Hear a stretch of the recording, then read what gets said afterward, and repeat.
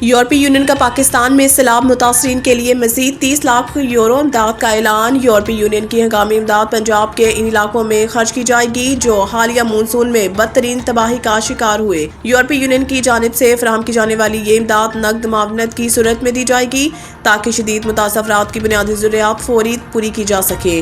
یورپی یونین کی جانب سے ستمبر میں بھی 10,50,000 یورو فراہم کیے گئے تھے جو صحت، صاف پانی، صفائی اور دیگر ضروری خدمات کے لیے استعمال ہوئے۔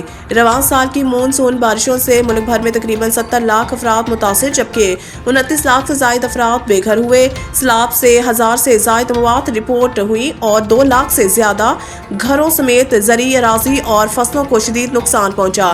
یورپی یونین کام نے بتایا کہ رواں سال مونسون پاکستان کے لیے انتہائی تباہ کن رہا۔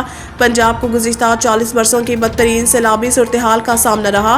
لوگوں کے گھر، سامان، فصلیں اور مویشی پانی میں بہہ گئے۔